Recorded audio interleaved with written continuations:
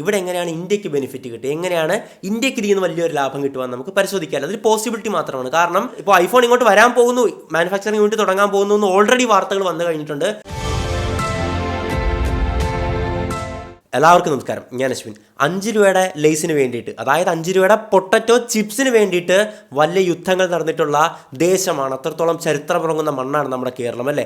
പക്ഷേ മറ്റൊരു ചിപ്സിൻ്റെ പേരിൽ ലോകത്തെ ഏറ്റവും വലിയ ശക്തികളായിട്ടുള്ള അമേരിക്ക അഥവാ USA-യും ചൈനയും കൂടെ ഒരു യുദ്ധസമാനമായിട്ടുള്ള സാഹചര്യത്തിലേക്ക് നീങ്ങിക്കൊണ്ടിരിക്കുകയാണ്. യുദ്ധമെന്ന് പറയുമ്പോഴേക്കും ഒരു കോൾഡ് വാറാണ് അവിടെ വരുന്നത്. ഒരു ടെൻഷനും കോൺഫ്ലിക്റ്റും എല്ലാം അവിടെ ഉയർന്നുയർന്നു വരുന്നുണ്ട്. അവർക്കിടയിലുള്ള പ്രശ്നങ്ങൾ നീറിപ്പൊകഞ്ഞുകൊണ്ടിരിക്കുകയാണ്.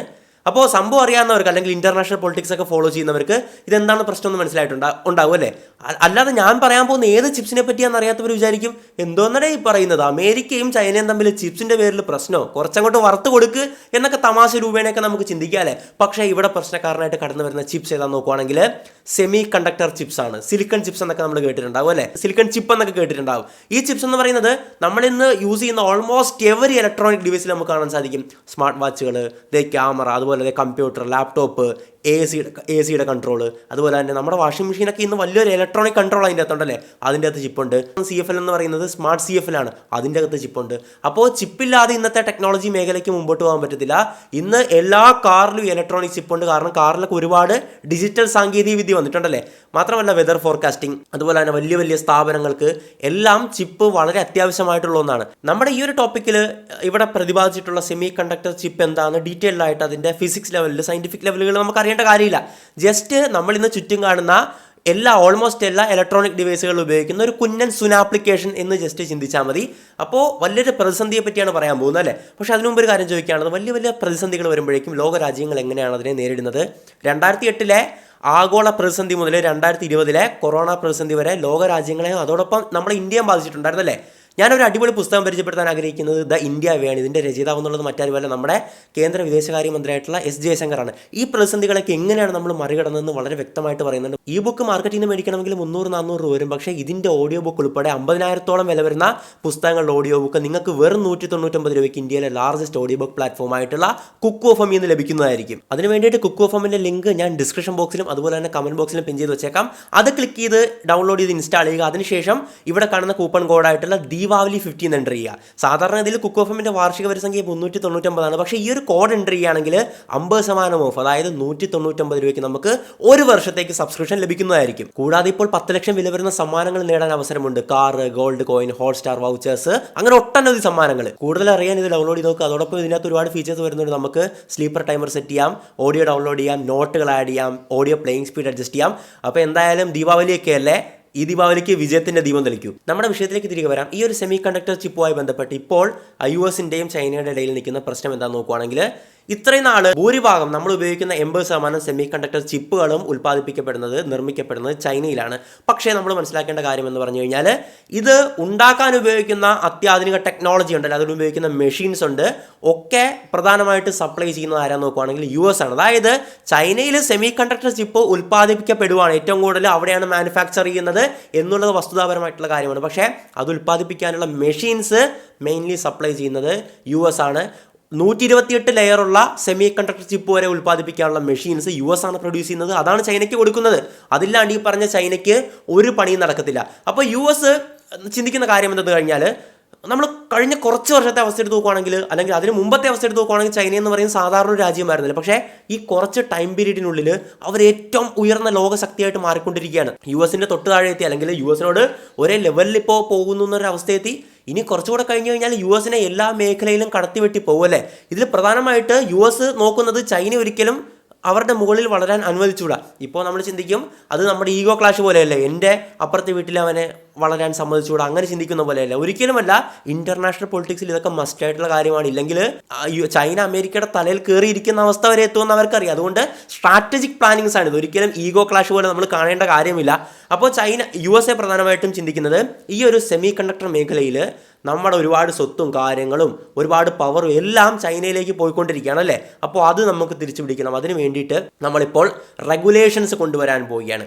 ഇത്രയും നാൾ യാതൊരു തരത്തിലുള്ള റെഗുലേഷനും ഇല്ലായിരുന്നു. പക്ഷേ കഴിഞ്ഞ ദിവസം US കോൺഗ്രസ് എന്നൊക്കെ പറയുമ്പോഴേക്കും നമ്മുടെ ഒരു മന്ത്രിസഭ അല്ലെങ്കിൽ പാർലമെന്റ് ബോഡി എന്നൊക്കെ ചിന്തിക്കുക, അത്രയും ചിന്തിച്ചാൽ മതി. ഒരു ലെജിസ്ലേഷൻ പാസ്സാക്കിയിട്ടുണ്ടായിരുന്നു. ആ ഒരു ലെജിസ്ലേഷനിൽ പറഞ്ഞിട്ടുള്ളത് നമ്മുടെ രാജ്യത്തെ ഈ ഒരു ചിപ്പ് ഉൽപാദന ആ ഒരു മേഖലയുണ്ടല്ലോ അതിനെ കാര്യക്ഷമമാക്കണം, അത് ഭയങ്കര ലെവലിലേക്ക് എത്തിക്കണം എന്നുള്ള ഒരു ബില്ലായിരുന്നു അതിൻ്റെ അകത്ത് പറഞ്ഞിട്ടുണ്ടായിരുന്നത്.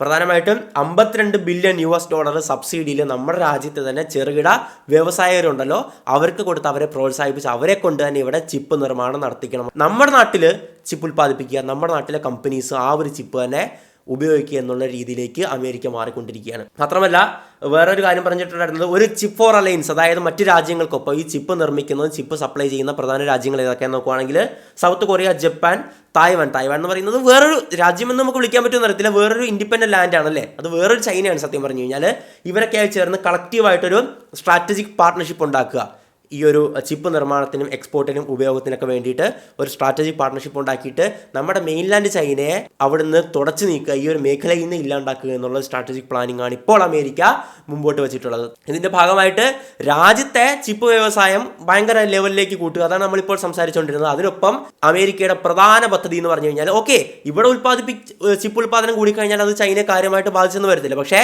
പ്രധാനമായിട്ടും അമേരിക്ക ഇപ്പോൾ ഫോളോ ചെയ്യാൻ പോകുന്നത് എന്തെന്ന് പറഞ്ഞു കഴിഞ്ഞാൽ, ഞാൻ ആദ്യമേ പറഞ്ഞല്ലോ, ചൈനയിൽ ചിപ്പ് ഉൽപ്പാദിപ്പിക്കുന്നുണ്ട്, ഏറ്റവും കൂടുതൽ ഉൽപ്പാദിപ്പിക്കപ്പെടുന്നുണ്ട് എന്നുള്ള സത്യമാണ്. നമ്മളൊക്കെ ഉപയോഗിക്കുന്ന ഡിവൈസുകൾ ഓൾമോസ്റ്റ് എല്ലാം ചൈനയിൽ നിന്ന് വരുന്ന സെമികണ്ടക്ടർ ചിപ്പ് തന്നെയാണ്. പക്ഷേ അത് ഉൽപ്പാദിപ്പിക്കുന്ന അതിന് വേണ്ട മെഷീൻ കൊടുക്കുന്നത് അമേരിക്കയാണ്. 128 ലെയറുള്ള സെമി കണ്ടക്ടേഴ്സ്, അതിനെപ്പറ്റി അറിയാവുന്നവർക്ക് ചിന്തിക്കുക എത്രത്തോളം സോഫിസ്റ്റിക്കേറ്റഡ് ആയിട്ടുള്ള ഒരു ഡിവൈസ് ആണെന്നല്ലേ. അപ്പോൾ അത് ഉൽപ്പാദിപ്പിക്കാനുള്ള അതുണ്ടാക്കാനുള്ള മെഷീൻ വരെ അമേരിക്കയുടെ കയ്യിലുണ്ട്. പക്ഷേ അമേരിക്കയ്ക്ക് ഇല്ലാതെ വരുന്നത് ഈ റോ മെറ്റീരിയൽസിൻ്റെ പ്രശ്നങ്ങളും അവിടെ അതിന് വേണ്ടിയിട്ടുള്ള ഫാക്ടറീസും ഇല്ലാതെയൊക്കെയുള്ള പ്രശ്നങ്ങളായിരുന്നു. ഇനി എന്തായാലും അമേരിക്ക മാറി ചിന്തിക്കുകയാണ്, നമ്മുടെ രാജ്യത്ത് തന്നെ ചിപ്പ് ഉണ്ടാക്കുക, അമേരിക്കയ്ക്ക് മെഷീനും കൊടുക്കാതിരിക്കുക. അതോടൊപ്പം എത്രത്തോളം ലെവലിലാണ് ഈ ഒരു ലോ നടപ്പിലാക്കാൻ പോകുന്നതെന്ന് പറഞ്ഞു കഴിഞ്ഞാൽ നമുക്ക് അതിൻ്റെ എക്സ്ട്രീമിസം ഈ ഒരു പോയിന്റിൽ നിന്ന് മനസ്സിലാക്കാം. അതായത് ചൈനയിലുള്ള അമേരിക്കൻ കമ്പനീസിൻ്റെ ഫാക്ടറിയിൽ വർക്ക് ചെയ്യുന്ന അമേരിക്കക്കാരൊക്കെ ഉണ്ടല്ലോ, പെട്ടെന്ന് ഇങ്ങോട്ട് തിരിച്ചു പോര്, ഇല്ലെങ്കിൽ നിങ്ങളുടെ സിറ്റിസൺഷിപ്പിനെ വരെ അത് ബാധിക്കുമെന്ന് ഈ ജോ ബൈഡൻ വാർണിംഗ് കൊടുത്തിട്ടുണ്ട്. അതായത് നമ്മൾ മനസ്സിലാക്കേണ്ട ഒരു കാര്യം കൂടെയുണ്ട്, ഒരുപാട് അമേരിക്കൻ കമ്പനീസ് ഉണ്ട്. ഇപ്പോൾ ആപ്പിൾ എല്ലാവർക്കും അറിയാലോ, ഐഫോണ്, പിന്നെ ടെസ്ല കാറുകളൊക്കെ ഉണ്ടല്ലോ, ഇതിൻ്റെയൊക്കെ പ്രധാന ഒരു നിർമ്മാണ യൂണിറ്റ് എന്ന് പറയുന്നത് ചൈനയിലായിരിക്കും. ഇതുപോലെ ഒരുപാട് അമേരിക്കൻ കമ്പനീസ് ഉണ്ട്, ചെറുതും വലുതുമായിട്ടുള്ള ടെക്നോളജിക്കൽ കമ്പനീസ് ഉണ്ട്, ടെക് കമ്പനീസ് ഉണ്ട്, ടെക് ജയൻസ് ഉണ്ടല്ലേ. ഇവർക്കെല്ലാം പ്രധാന ഒരു നിർമ്മാണ യൂണിറ്റ് എന്ന് പറയുന്നത് ചൈനയിലായിരിക്കും. എന്തുകൊണ്ടാണ് ചൈനയിൽ നോക്കുകയാണെങ്കിൽ ഈ പറഞ്ഞ സെമി കണ്ടക്ടേഴ്സിൻ്റെ അവൈലബിലിറ്റി അവിടെ നിന്നുണ്ട്, ചീപ്പ് ലേബർ അവൈലബിൾ ആണ്, അതായത് ആളെ വളരെ എളുപ്പത്തിൽ കിട്ടും. ഇതൊക്കെ കൊണ്ട് തന്നെ പലരും അങ്ങോട്ടാണ് പോകുന്നത്. ഇത് മനസ്സിലാക്കണമെങ്കിൽ ഞാൻ ഏറ്റവും നല്ലൊരു ഉദാഹരണം പറയാം. നമ്മുടെ മാർക്കറ്റുകളിൽ ഇന്ന് ചൈനീസ് സാധനങ്ങൾ കൈയടക്കിക്കൊണ്ടിരിക്കുകയാണല്ലേ. കളിപ്പാട്ട മാർക്കറ്റുകളാണെങ്കിൽ പടക്കങ്ങളായാലും ചൈനീസ് പടക്കങ്ങളൊക്കെ ഉണ്ടല്ലേ. ഇന്ത്യയിൽ ഏറ്റവും വില കുറച്ച് പടക്കം കിട്ടുന്ന അല്ലെങ്കിൽ ബൾക്കായിട്ട് ഉൽപ്പാദിപ്പിക്കുന്ന ഒരു സ്ഥലമാണ് ശിവകാശി എന്നുള്ളത് അല്ലേ. പണ്ടൊക്കെ നമ്മൾ ശിവകാശി പടക്കങ്ങൾ മേടിക്കുമായിരുന്നു. ഈ പറയുന്ന പള്ളി കമ്മിറ്റിക്കാരൊക്കെ അവിടെ നിന്നായിരുന്നു പടക്കം എടുത്തുകൊണ്ടിരുന്നത്, കാരണം ലാഭത്തിൽ കിട്ടുമായിരുന്നു അല്ലേ. നമ്മുടെ തൊട്ടടുത്താണ് ശിവകാശി ഉള്ളത്.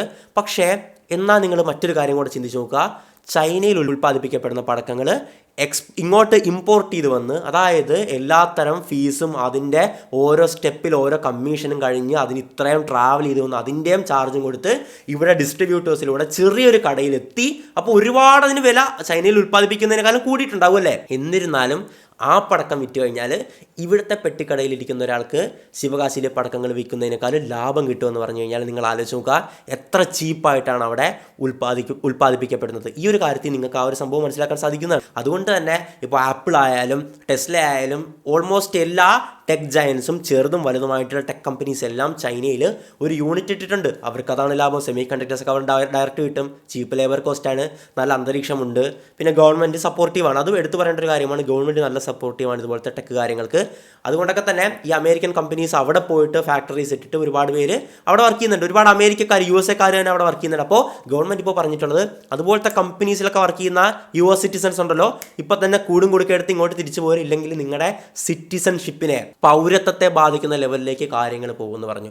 അങ്ങനെ പോകണമെങ്കിൽ ലൈസൻസ് ഒക്കെ വേണമെന്നൊക്കെയാണ് പറയുന്നത്. ലൈസൻസ് എന്ന് പറഞ്ഞാൽ എന്താണ്, നീ മറ്റേ ചൈനയുടെ അവിടെ ആളായിട്ട് അവിടെ നിന്നോ, ഇനി ഇങ്ങോട്ട് തിരിച്ചു വരണ്ട എന്നുള്ളതാണ് അവരവിടെ ഉദ്ദേശിക്കുന്നത്. അല്ലാതെ അങ്ങനെ എടുത്തടിച്ചുപടി പറയാൻ പറ്റത്തില്ലല്ലോ. ചൈനയുടെ ചിപ്പ് മാനുഫാക്ചറിംഗ് റേറ്റ് 2019 14% ഉയർച്ചയായിരുന്നു ഉണ്ടായിരുന്നത്. 2022 ആയപ്പോഴേക്കും അത് 23% ഉയർന്നു. അപ്പോൾ എത്രത്തോളം ഈ ഒരു ചെറിയ കാലയളവിനുള്ളിൽ എത്രത്തോളം ശതമാനമാണ് വളർന്നത് നമ്മൾ ചിന്തിച്ചു നോക്കുക. മാത്രമല്ല അമേരിക്കയുടെ ഇത് ഇടിവിലാണ്, മൈനസിലാണ് കിടക്കുന്നത്. അതായത് 1.6% മുതൽ 2% വരെ ഇടിവാണ് അവരുടെ ചിപ്പ് കണ്ടക്ടർ നിർമ്മാണ മേഖലയ്ക്കുള്ളത്. നമ്മൾ പല കാര്യങ്ങൾ ചൈനയെ ബന്ധപ്പെടുത്തിയിട്ട് അവരുടെ മാനുഫാക്ചറിങ് യൂണിറ്റും ഒക്കെ ആയിട്ട് ബന്ധപ്പെടുത്തിയിട്ട് ചിന്തിക്കുന്നത്. അതായത് നമ്മളിവിടെ പല സാധനങ്ങൾ ഉപയോഗിക്കുന്നുണ്ട്, ഓക്കെ അത് ചൈനയിൽ നിന്നാണോ വരുന്നത്, അല്ലെങ്കിൽ ഇത് ചൈനയിൽ നിന്ന് വന്നില്ലെങ്കിൽ എന്ത് സംഭവിക്കും നമ്മൾ ചിന്തിക്കുന്നില്ലല്ലേ. പക്ഷേ പലരും ചിന്തിച്ചു തുടങ്ങിയത് ലോക്ക്ഡൗൺ കാലത്താണ്. ചൈന ലോക്ക്ഡൗണിൽ പോയി അവിടുത്തെ ഫാക്ടറീസ് ഒക്കെ തൽക്കാലത്തേക്ക് അടച്ചുപൂട്ടി. അപ്പോഴാണ് പലരും ഒരു കാര്യം ആലോചിക്കുന്നത്, ചൈനയിൽ നിന്ന് സാധനങ്ങൾ വന്നില്ലെങ്കിൽ എന്താ ചെയ്യുക. ഇടയ്ക്ക് നമ്മൾ സെമി കണ്ടക്ടർ ക്രൈസിസ് എന്ന് പറയുന്ന ഒരു സാധനത്തെ പറ്റി കേട്ടിട്ടുണ്ടാവും അല്ലേ. ലോകവ്യാപകമായിട്ട് സെമി കണ്ടക്ടേഴ്സിന് ക്ഷാമം വന്നു ഈ ലോക്ക്ഡൗൺ ഒക്കെ ആയി ബന്ധപ്പെട്ട്. മാത്രമല്ല ലോക്ക്ഡൗണിൽ പല കാര്യങ്ങളും ചൈനയിൽ ഉൽപ്പാദിപ്പിക്കാതെ വന്നപ്പോഴേക്കും പലരും ഭയപ്പെട്ടു, ഇങ്ങോട്ട് ഇമ്പോർട്ട് കിട്ടിയില്ലെങ്കിൽ, തങ്ങളുടെ രാജ്യത്തേക്ക് ആ ഒരു ഇമ്പോർട്ടിങ് നടന്നില്ലെങ്കിൽ ഇവിടുത്തെ കാര്യങ്ങൾ അവതാളത്തിലാവും എന്നൊക്കെ ചിന്തിക്കുന്നത് ഈ ലോക്ക്ഡൗൺ കാലയളവിനുള്ളിലാണ്. അപ്പോൾ നമ്മൾ മനസ്സിലാക്കുക ചൈന എന്ന് പറയുന്നത് പല മാനുഫാക്ചറിങ് മേഖലയിൽ അതികായനാണ്, അതിശക്തനാണ്. നമ്മുടെ വീട്ടിലെ കൊച്ചുകുട്ടി ഊതിക്കൊണ്ടിരിക്കുന്ന PP ഉണ്ടല്ലോ, അതിൻ്റെ അകത്ത് മെയ്ഡ് ഇൻ ചൈന എന്ന് എഴുതിയിട്ടുണ്ടാവും. നിങ്ങൾ തന്നെ കണ്ടിട്ടുള്ളതല്ലേ, മെയ്ഡ് ഇൻ ചൈന എന്ന്. നമ്മൾ വീട്ടിൽ ഉപയോഗിക്കുന്ന മുക്കിലും മൂലയിലിരിക്കുന്ന സാധനത്തിൽ മെയ്ഡ് ഇൻ ചൈന എന്ന് എഴുതിയിട്ടുണ്ടാവും. സത്യമല്ലേ ഞാൻ പറയുന്നത്? നിങ്ങളുടെ അനുഭവത്തിൽ നിന്ന്, നിങ്ങളുടെ എൻ്റെയൊക്കെ അനുഭവത്തിൽ നിന്ന് തന്നെ മനസ്സിലാക്കാൻ പറ്റുന്നൊരു കാര്യമാണിത്. അപ്പോൾ നിലവിൽ അമേരിക്കയുടെ അവസ്ഥ എന്താണെന്ന് നോക്കുവാണെങ്കിൽ, കുറച്ച് KFCയും ബർഗറും പിസയൊക്കെ ഉണ്ടാക്കുന്നതിനപ്പുറത്തേക്ക് ഇവർ അവരുടെ പേര് വലിയ കമ്പനീസ് ഉണ്ട്, വലിയ റെപ്യൂട്ടഡ് ആയിട്ടുള്ള ആപ്പിൾ, ടെസ്ല അങ്ങനത്തെ കമ്പനീസൊക്കെ ഉണ്ടല്ലോ. പക്ഷേ ഈ കമ്പനീസിൻ്റെയൊക്കെ പ്രധാന ചിപ്പും പ്രധാന മാനുഫാക്ചറിങ് യൂണിറ്റൊക്കെ ഒരെണ്ണം ചൈനയിൽ ഉറപ്പായിട്ടും കാണും. അവിടെ ഉണ്ടാക്കുന്ന സാധനങ്ങളൊക്കെ തന്നെയാണ് നമ്മൾ കൂടുതലായിട്ട് ഈ കമ്പനീസിൻ്റെയൊക്കെ ഉപയോഗിച്ചുകൊണ്ടിരിക്കുന്നത്. അപ്പോൾ ഇതിൽ നിന്നൊക്കെ ഒരു മോചനം നൽകാനും അതോടൊപ്പം ചൈനയെ ഈ സെമി കണ്ടക്ടർ മേഖലയിൽ തകർക്കാനുമുള്ള US-ൻ്റെ പദ്ധതിയാണിതെന്ന് പറയുന്നത്. ഇതിപ്പോൾ തുടങ്ങി വെച്ചിട്ടുള്ള ജോ ബൈഡൻ അല്ല, സത്യം പറഞ്ഞു കഴിഞ്ഞാൽ നേരത്തെ ട്രംപിൻ്റെ അഡ്മിനിസ്ട്രേഷൻ തന്നെ ഇതിന് വേണ്ടിയിട്ടുള്ള ഒരു നീക്കങ്ങൾ നടത്തിയിട്ടുണ്ടായിരുന്നു. അതായത് ലോകത്ത് 5G ടെക്നോളജി റോൾ ഔട്ട് ചെയ്ത് നിലവിൽ വന്നു തുടങ്ങിയ സമയങ്ങളിൽ ഡൊണാൾഡ് ട്രംപിന് ഒരു ദീർഘവീക്ഷണം ഉണ്ടായിരുന്നു. 5G വന്നു കഴിഞ്ഞാൽ അവിടെയും ചൈന കൈകടത്തിയിട്ട് അധികായനായിട്ട് മാറും, 5Gയിൽ ലോകശക്തിയായിട്ട് ചൈന മാറും. മാത്രമല്ല ഹുവാവേ എന്ന് പറയുന്ന കമ്പനിയും അമേരിക്കയും തമ്മിൽ എപ്പോഴും പ്രശ്നങ്ങൾ ഉണ്ടാകാറുണ്ട്, പലതരത്തിലുള്ള ബാനും കാര്യങ്ങളൊക്കെ ഇംപ്ലിമെൻറ്റ് ചെയ്തിട്ടുണ്ട്. അപ്പോൾ ഈ പറയുന്ന ഡൊണാൾഡ് ട്രംപിന് അറിയാം അവിടെയും ഹുവാവേ ഈ പറയുന്ന 5G മേഖലയിൽ വലിയൊരു വിപ്ലവം സൃഷ്ടിക്കാൻ സാധ്യതയുണ്ട്. അതെങ്ങനെയാണ് അമേരിക്കയിൽ നിന്ന് എല്ലാ സാധനങ്ങളും ഊറ്റിക്കൊണ്ടുപോയിട്ട് അത് വെച്ചിട്ട് അവരവിടെ വിപ്ലവം തീർക്കുമെന്നല്ലേ. അതുകൊണ്ട് തന്നെ ഈ പറയുന്ന ട്രംപ് ഒരു റെഗുലേഷൻ ആ സമയത്ത് തന്നെ കൊണ്ടുവരികയാണ്. പുള്ളിയുടെ ദീർഘവീക്ഷണമായിരുന്നു അത്. അതിനുശേഷം എത്രയോ നാൾക്ക് ശേഷമാണ് ജോ ബൈഡൻ ഇതിനെപ്പറ്റി ചിന്തിക്കുന്നതും പുതിയൊരു സ്റ്റെപ്പ് ഓഫ് റെഗുലേഷൻ ഇവിടെ ഇംപ്ലിമെൻറ്റ് ചെയ്തിട്ടുള്ളത്. മാത്രമല്ല വരുന്ന റിപ്പോർട്ടുകൾ പ്രകാരം ഇന്ത്യയിൽ ഐഫോണിൻ്റെ ലഭ്യത കുറയാനുള്ള സാധ്യതയുണ്ട്. അതിൻ്റെ കാരണം എന്ന് പറഞ്ഞു കഴിഞ്ഞാൽ അമേരിക്ക ഈ റെഗുലേഷൻ കൊണ്ടുവന്നല്ലോ, അതിൻ്റെ പിന്നാലെ ഒരു തീരുമാനം എടുത്തിരിക്കുകയാണ്. ചൈനയിലെ YMCT ഫാക്ടറി ഉണ്ട്, പ്രധാനമായിട്ടുള്ള ഈ മെമ്മറി ചിപ്പൊക്കെ ഉൽപ്പാദിപ്പിക്കുന്ന ഒരു മാനുഫാക്ചറിങ് കേന്ദ്രമാണത്. അവിടെ നിന്നുള്ള ചിപ്പുകൾ ഒരുപാട് ഐഫോണിൽ യൂസ് ചെയ്യുന്നുണ്ടായിരുന്നു. ഐഫോൺ എന്ന് പറയുന്ന അമേരിക്കൻ കമ്പനിയാണല്ലോ. ഇനി മുതൽ അത് ഉപയോഗിക്കണോ വേണ്ടേ എന്നുള്ളത് ഒരു ആലോചനയിലാണെന്നുള്ള കാര്യങ്ങളാണ് നമുക്ക് മാധ്യമങ്ങളിൽ നിന്ന് മനസ്സിലാക്കാൻ സാധിക്കുന്നത്. അപ്പോൾ ആപ്പിൾ പൂർണ്ണമായിട്ടും ഈ പറയുന്ന YMCTയിലെ ചിപ്പുകൾ ബഹിഷ്കരിച്ചു കഴിഞ്ഞാൽ ആപ്പിളിൻ്റെ പ്രൊഡക്ഷന് വലിയൊരു പ്രശ്നമായിരിക്കും ഉണ്ടാക്കാൻ പോകുന്നത്. അത് തന്നെയാണ് ഇവിടുത്തെ ഏറ്റവും വലിയ വിഷയം എന്ന് പറയുന്നത്.